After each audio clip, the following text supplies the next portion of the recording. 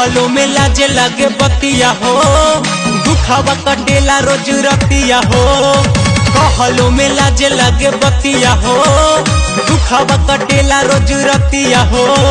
राजा जी हमारे जब कर ले चढ़ाई, चर चर कर कमजोर बपलाई, लगे टूट जाई है दहेजुआ पलंग कर चोए चोए। से जिया पर राजा जी से होला जब जंग कर चोए चोए, लगे टूट जाई है दहेजुआ पलंग कर चोए चोए। कहलो में लाजे लगे बतिया हो, दुखावा कटेला रोज रतिया हो। कहलो में लाजे लगे बतिया हो, दुखावा कटेला रोज रतिया हो।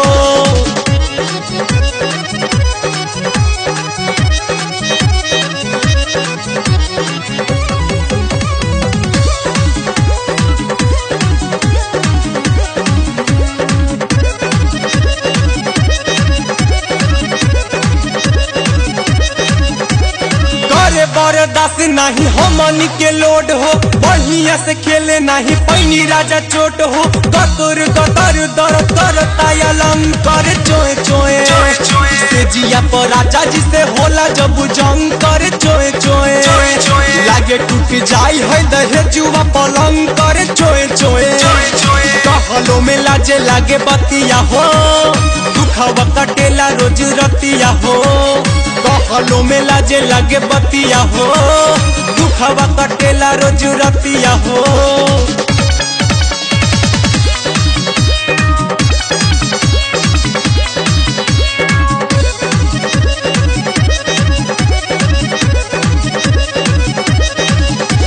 कपड़ा खोलल सब होई जाता दांड हो, पड़ता चटाई पर लगाव के जोगाड़ हो। छूटे नहीं पाई हम राजा जी के संग कर चोए चोए। से जिया पर राजा जी से होला जब जंग कर चोए चोए, लागे टूट जाई है दहेजुआ पलंग कर चोए चोए।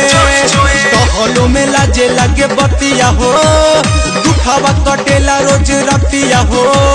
कहलो में लाजे लगे बतिया हो, दुखावा कटेला रोज रतिया हो।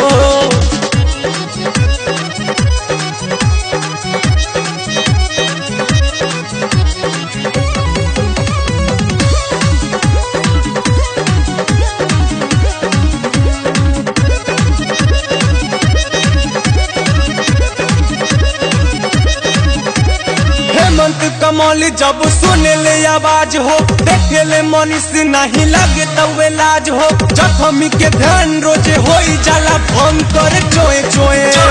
से जिया पर राजा जी से होई चलो जंग कर चोए चोए, लागे टूट जाई है दहेजुआ पलंग कर चोए चोए। कहलो में लाजे लगे बतिया हो, दुखावा कटेला रोज रतिया हो। कहलो में लाजे लगे बतिया हो, दुखावा कटेला रोज रतिया हो।